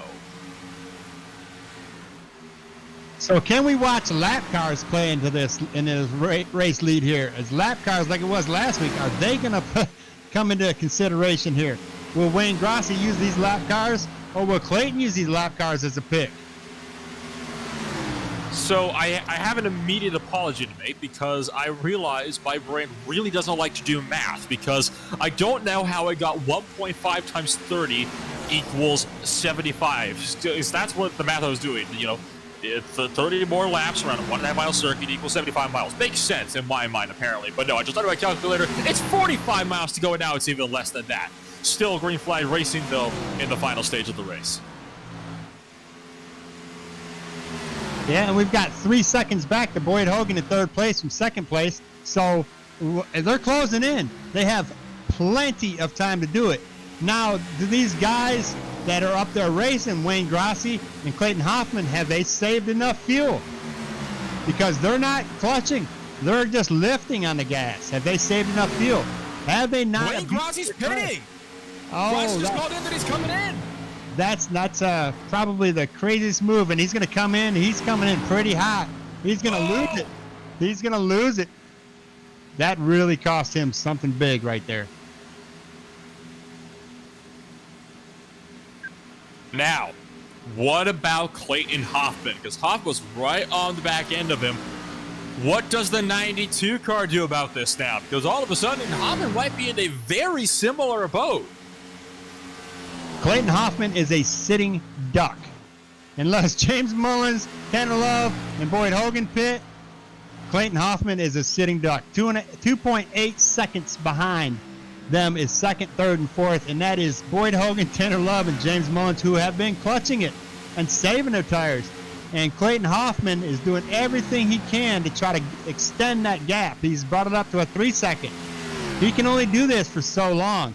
If he can manage to do this to about lap 160, probably 160, he may end up winning. But that is 18 laps. He has to keep that 3 second gap. And it's 3.3 seconds now, so Hoffman's actually extended the gap by a couple tenths this last time by as well. I think these guys being so close to each other is really starting to hurt them now as we take a look at Hogan, Love, and Mullins. I mean, all three of them under a blanket. Here comes James Mullins to the inside now. Tanner Love trying to find the last podium position into turn number 3. Love almost unsettles the car, but Mullins manages to get himself sorted. Now he's got to run down Boyd Hogan. Mullins has been absolutely flying since the restart. Yeah, that's going to benefit the leader, Clayton Hoffman. If those three start battling for a position, that's going to benefit him because that's going to slow those cars down. But Clayton needs to put on his patient pants because he's got a 3.5-second gap. He's really abusing these tires right now. If he doesn't calm us down a little bit here, he might end up getting really loose. And if he gets loose, that 3.5 seconds goes into a half a second extremely fast at 188 miles an hour. I want to point out that just the last lap by with Mullins' pass on Tanner Love, another 3/4 of a second gain, and it's about to be 1 second in just 2 laps from Clayton Hoffman, because here comes Mullins up the inside. Hogan lifts off the throttle and lets him through. Hogan's now might have to yield to Tanner Love as well, but Love lets him back in line. But all this has just been detrimental to them because all of a sudden Clayton Hoffman's about 3-second gap, just under. Marking up to almost 5 seconds in just 2 or 3 laps. That in 2 laps, almost 2 seconds. So if they keep battling back there, that's going to cost them. They need to calm it down and try to go nose to tail and get this leader wrapped down. If they don't do that, they're going to be 7 seconds. And 7 seconds is a huge deficit to try to catch up with in less than 30 laps left. Here's the other thing, though, as well about this, Al. Remember, Hoffman and Grossi were not saving the tires nearly as much as Mullins, Hogan, and Love were, nor were they saving fuel. Hoffman was running just as hard as Grossi was that entire time, and Grossi was not going to be safe to the end. Is Clayton Hoffman safe on fuel? I don't think he is. No, and I'm in the car with Clayton Hoffman right now. He is starting to realize he needs to either calm it down in these corners or he needs to clutch it. If he can get to lap 155, 158, and be patient as he's doing it right now, he's starting to clutch it now. And he's getting his lead. So he's realized that the same thing Boyd Hogan, James Mullins, and Tanner Love realized laps ago. He needs to try to clutch it to plant that front end. So he's doing the Boyd Hogan thing right now, and that's benefiting him.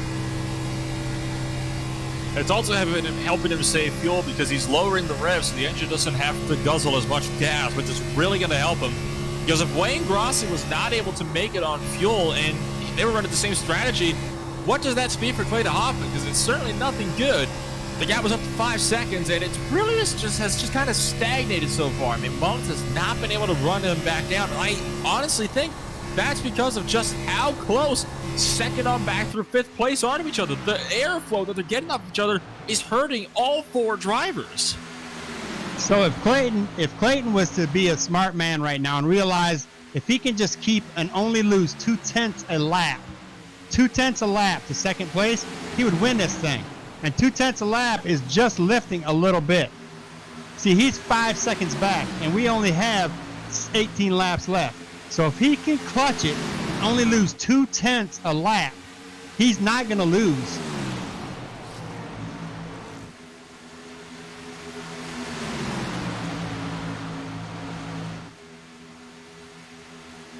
"17 laps remaining. The gap is still growing.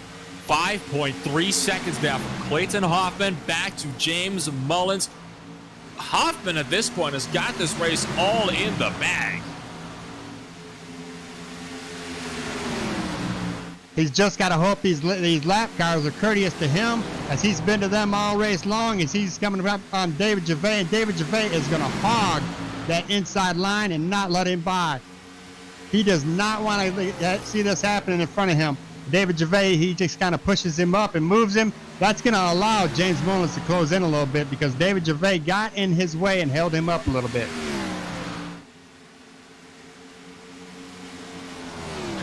It is so fine right now in this race between what will allow you to make it and what will really end your race. I mean, you have to make sure that every last move is just calculated. It is really crunch time for these drivers, but the top 4 from fifth to second just are not closing the gap. They're just too slow. Hoffman is still extending the gap. It's almost 5.5 seconds now. Trouble up front. Jeremy Garrison has just blown the motor right in front of second, third, fourth, and fifth place. And he is going to manage to get himself out of the way and dives down to the apron for turn 3. That's like what the fourth motor that's expired this race now? That is not, right now a caution is not what Clayton Hoffman wants. He has such a huge, he's got almost a 6-second gap. Right, fall 5.2. It's gaining. And he's not being easy on this thing. He's giving this car hell. I mean, he is beating the pants off this car. Well, if he wins this race, he may not have any tires left on this car to do a burnout.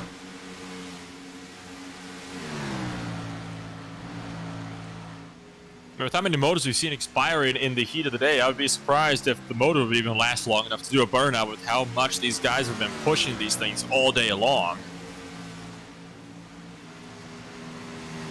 Tremendous performance on Clayton Hoffman in this 92 machine. He is just showing his dominance in this track race tonight. 5.4 seconds, and it's not shrinking. It's growing. And he just has to do this 11 more times. 11 more times he needs to get around this track. And he has just won his first race of the season. It is so close right now for Clayton Hoffman. This is exactly what he wants. He wants to make sure that he can get himself sorted here. Second, third, fourth, and fifth, all still running line astern. That's where the battle really is right now. This is the closest grouping that we have on track, and it contains two guys that have been fighting it out back and forth for the title for about as long as any of us have really known for. So this is shaping out to be one really good finish here, at least in the battle for second. Yep. Second gap is 6.1 seconds. If Clayton Hoffman would just calm his pants down a little bit, he would almost guarantee himself a win. The only thing that he could cause him not to win tonight is a caution. If he could just calm it down a little bit, he has got this win in the bag. For fuel, don't forget the fuel. 55 laps under green was the estimated amount you can do. We just crossed that threshold. Yeah, he's got 9 laps. I think he might be okay. We're gonna find out. That would be detrimental. He's got a 6.5 second gap between him and second. If it was me, I would start clutching it and saving my fuel, because there's not a snowball's chance in hell second, third, and fourth can catch him right now.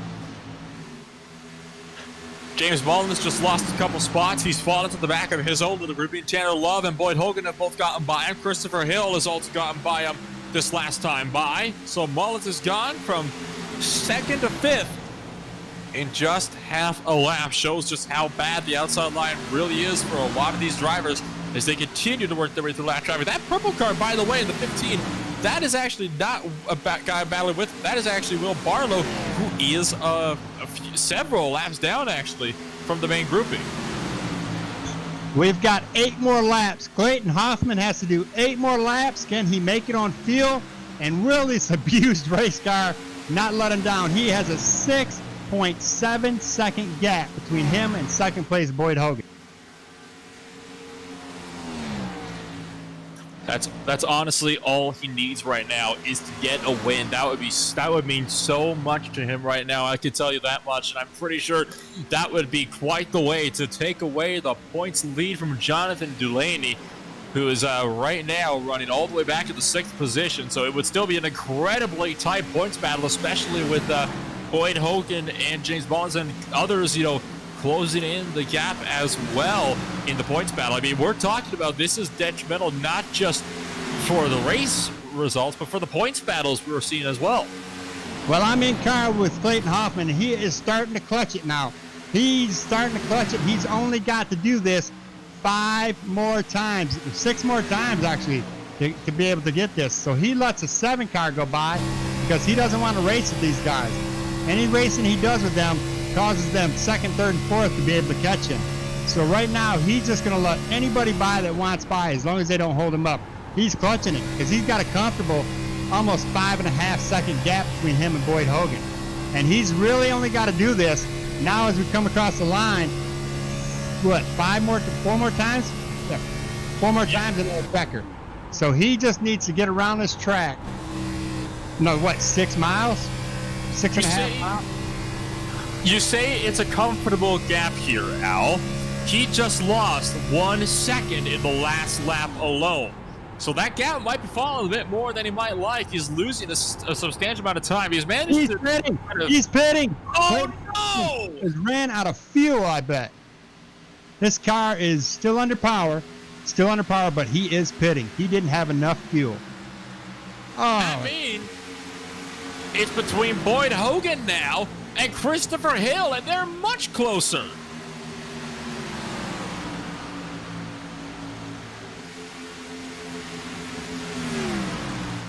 So now what do you do if you're Christopher Hill? Because all of a sudden, you've got 3 laps, and you're not battling for second anymore. You're battling for a race win here. I'm not going to clutch it. I'm going to give this car hell. And the same if I'm James Mullins and Tanner Love.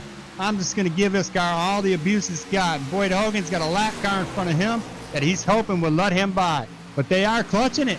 They're still clutching it. They'd rather take a podium of first, second, and third than wreck out. Coming up to 2 laps remaining. Can Boyd Hogan fend off Christopher Hill to take victory here in the Hooters 250 at Texas Motor Speedway? David Gervais, the 1-lap car right now that is blocking Boyd Hogan at the moment. Christopher Hill is seriously hoping that lap car holds Boyd up. Well, that took Clayton Hoffman from the leader to 11th place, took him out of the top 10.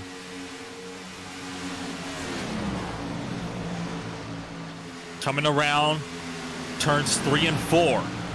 White flag is in the air. 0.3 of a second separate the 11 and the 96. The gap has been growing since the past couple of laps. Christopher Hill is no longer clutching, coasting. Neither is Boyd Hogan. All drivers are going all out to the finish from here. Down the back stretch for the final time today. Just half a lap for Boyd Hogan.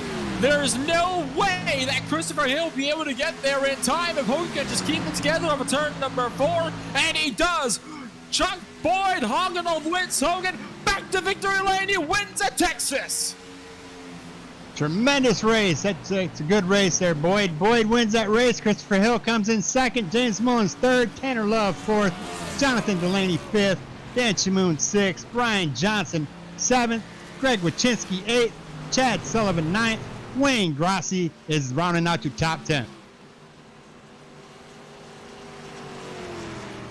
Still waiting for some drivers to finish the race here. We've got Clayton Hoffman just crossing the line in 11th. Then it's going to be David Gervais finishing the last car on the lead lap in 12th. Jeffrey Sousa 1 lap down to 13th. Joshua Schofner in 14th. Craig Johnson 15th. Will Barlow 16th. Chris Johnson 17th. Kenny Powell in 18th. Jeremy Garrison not finishing the race in 19th. Jada Profit rounding out the top 20. Continuing on to the drivers that did not finish the race. Paul Olson, Jeff Schutt, Steve Gauthier, Cecil Keith, Justin Belmonte, Travis Banning, Randy Drumhiller, John Mullins, Donnie Gatton Jr., Brooks Dern, and Kyle Labrie, Wenda Elliott, and Everett Lane. Everett Lane not even starting the race today. An absolutely thrilling race. Certainly not quite over just yet, though. We'll be right back. Let's take a quick break.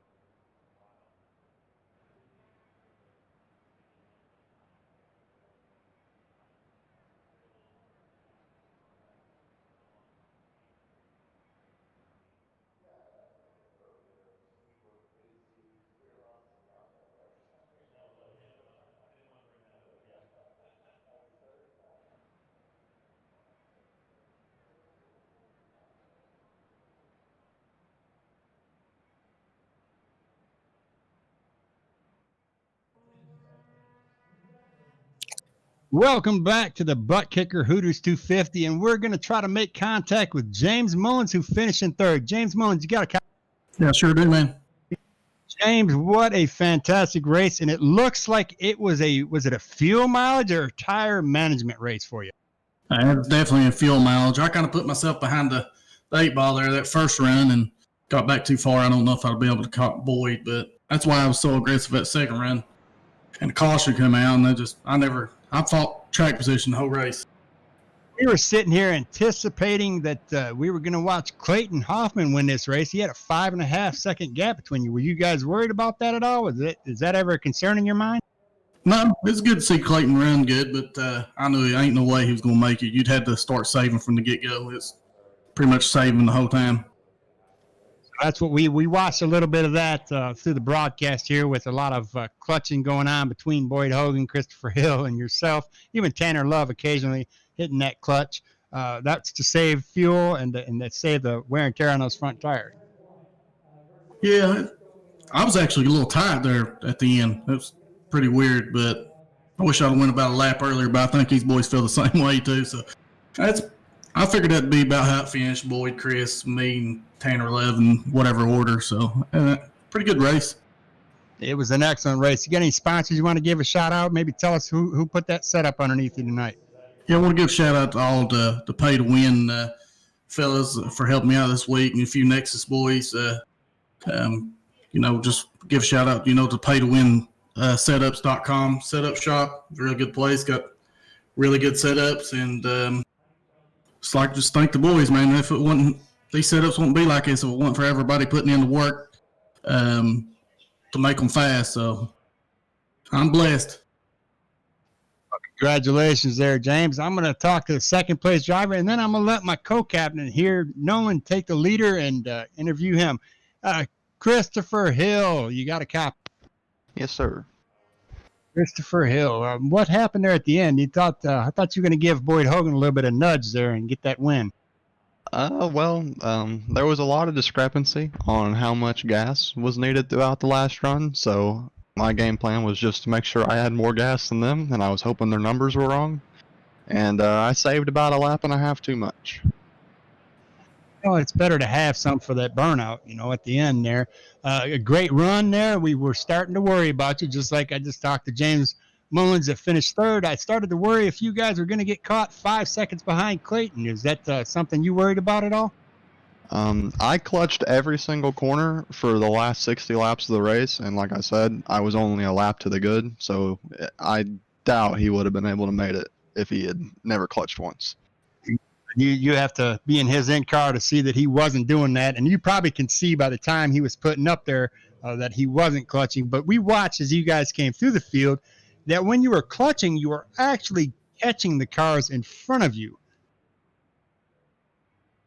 Yeah, you just have to, you can make lap time doing it. You just got to manipulate how you drive the track. But, that's something over time you pick up, little ways to make up time and save at the same time. Well, congratulations on your second place finish. So tell everybody who put that setup underneath you and where they can get that same setup, and give some shout outs here. All the boys back at Legacy did an awesome job. Jared Crawford, Garrett Lowe, all the boys at FSR that help out as well. Shout out to Reaper Speed Lab and Abruzzi. Put out good stuff every week. Thanks to you guys for putting on the show. What about that? We got a website or anything? I forgot to ask James for a website for his setup for those folks that want to grab that setup and race like you guys, and hopefully they learn how to clutch like you guys. ReaperSpeedLab.com. The A cars are built by Boyd Hogan himself, the man who won the race, so a good thing. Good. I'll head on over there and check that out. Nolan, you want to see if you can get a hold of Boyd Hogan, a race winner? Well, funny you should ask that, because I have caught up with a race winner at the top step of the podium for today.